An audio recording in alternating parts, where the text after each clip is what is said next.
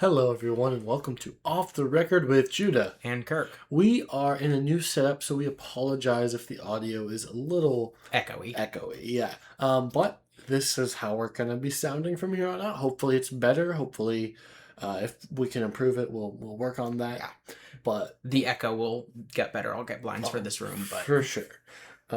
yeah. But today we are coming back after what feels like a long hiatus from doing this.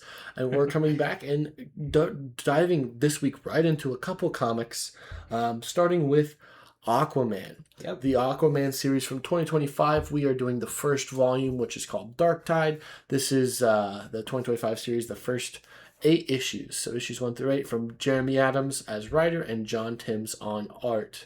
So we're diving into today. I really enjoyed reading this series. I've read it, these 8 issues twice. I read it digitally in the fall of last year, and I got a physical copy in January, and I read that all the way through. I really like this series. I'm very interested to see what Kirk thought of this book and what he thinks of it, because I really enjoyed it and really like how it plays into the larger DC universe as a whole. Especially DCKO. DCKO, yes. I got a lot of spoilers from where this was heading because of DCKO, but I don't think that changed my enjoyment of it, which we'll get to in a bit. But we get some pretty badass Aquaman for the first time in a minute in this book, which is great. But how about we dive in, and Kirk, you've read it more freshly than me. Would you like to give a little summary of? Sure. It was still about 2 months ago, maybe now. Yeah. So we're both a little rusty on this one. Just a little bit. So we start out with an issue that I did read the first issue because it was part of the all-in trade, which we covered a while ago. Yeah, we did cover that. Been a year. Which I do recommend going back and reading that too. But technically I read through that twice. And I can't necessarily point out specific details like, oh, this was in issue 1 versus 3 or whatever. But essentially we get a journey of Atlantis is lost and Aquaman is trying to go find it, basically. Yes. And of course his family and his wife and his daughter? His daughter are also missing, so he has good reason to be really trying to look for this place. He enlists some help from the Justice League, from Wonder Woman and Batman, I believe it was, and they help him go find this little portal thing in the ocean, which there was some sort of a pearl thing that directed him to that in the first place, I believe. And they kind of warn him against it, but he goes in anyway because obviously. And that begins what is, I guess, a little spoiler for what my thoughts are on it. A really, really interesting and fun just journey through different realms. Kind of. Meeting some really interesting characters along the way and bringing them along for the ride and fighting their way down to...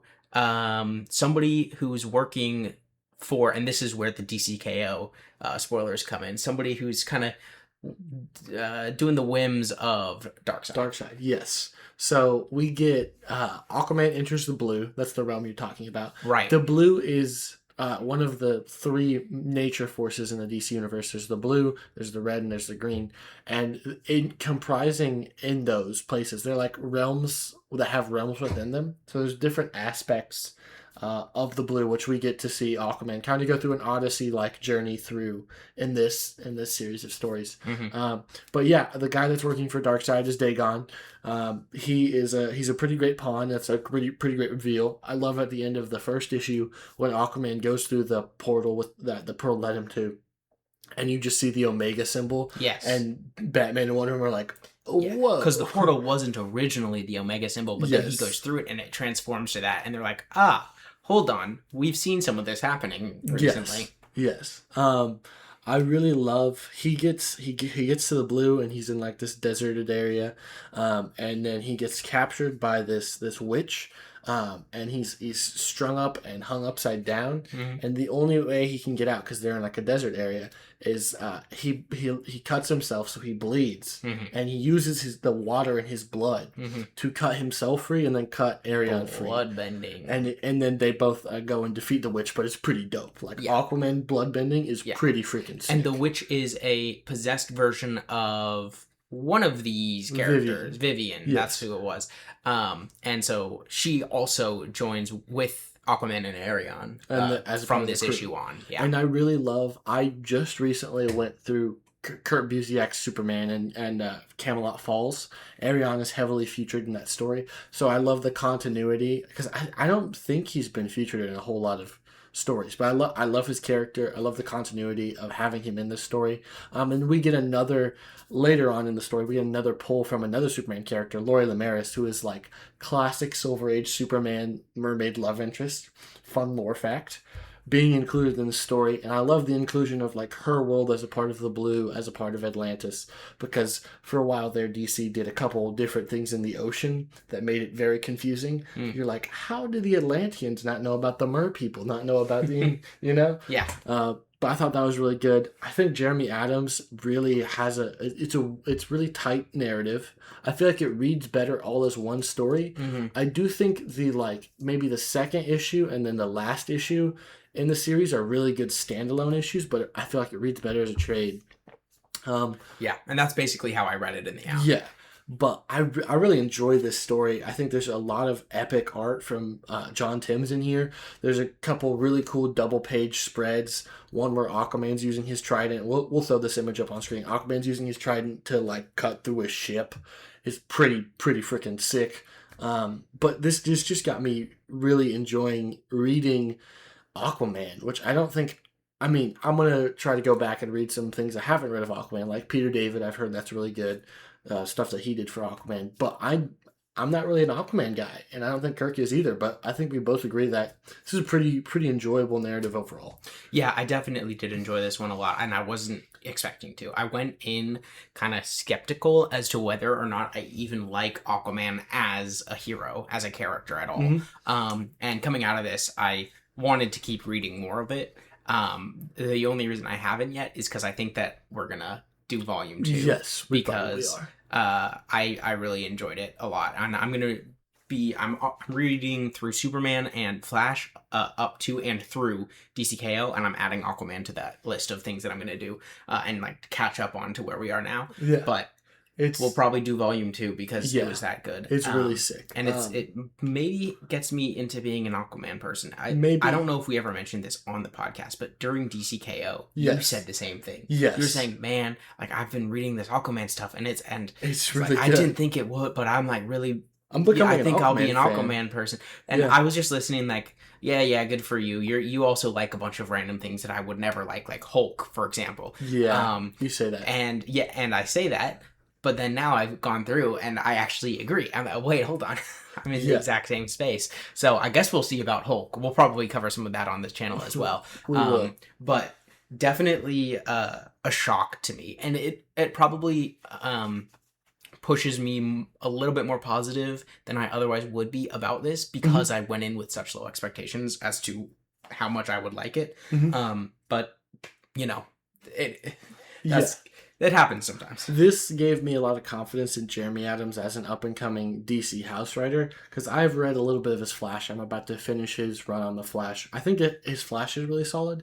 I know he writes Green Lantern, and I've read the first volume of that, but I have a vendetta against Hal Jordan, as is well documented on this podcast. So my limited exposure to Hal Jordan keeps me mentally sane, you know? So we'll probably take that in chunks as well, but I think he does a fantastic job here.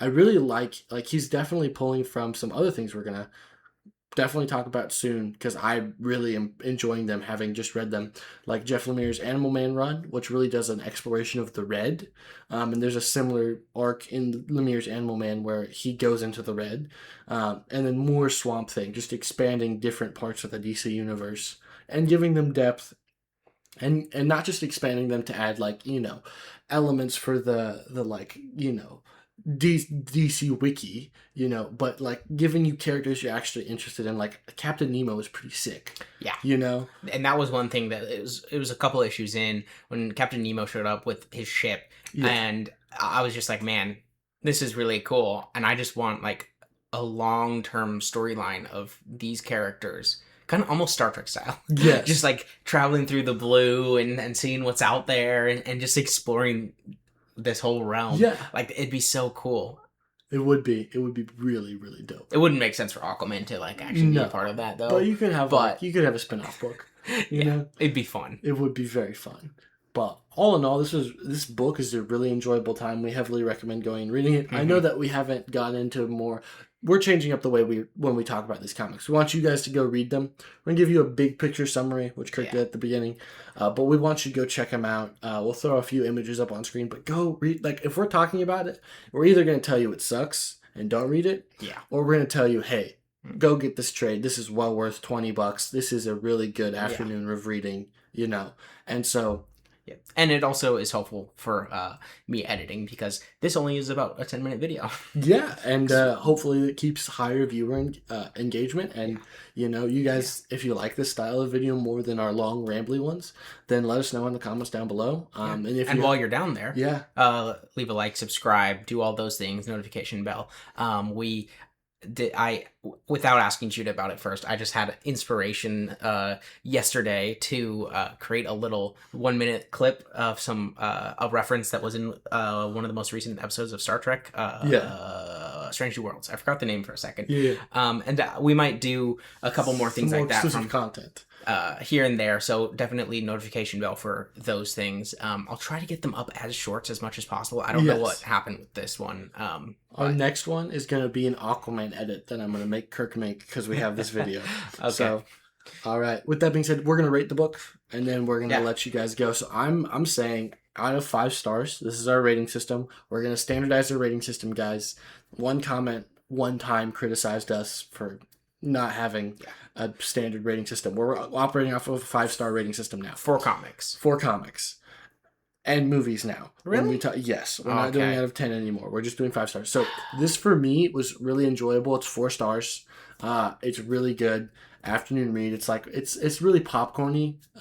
It feels like if Aquaman was going to be put to film and this was adapted in a movie theater, I would enjoy watching that movie. Mm-hmm. You know, so that's my take. Kirk, what about you? Yeah, I think about 3.5 for me. About in the middle of my what's the bell curve for comics. It's right in the middle there, which I think is actually pretty healthy. So 3.5 stars. I do recommend going out and reading it, getting it for yourself, and just seeing what it is we're talking about, because there's so many things that we didn't talk about. Again, it's true. Big picture view from the very beginning.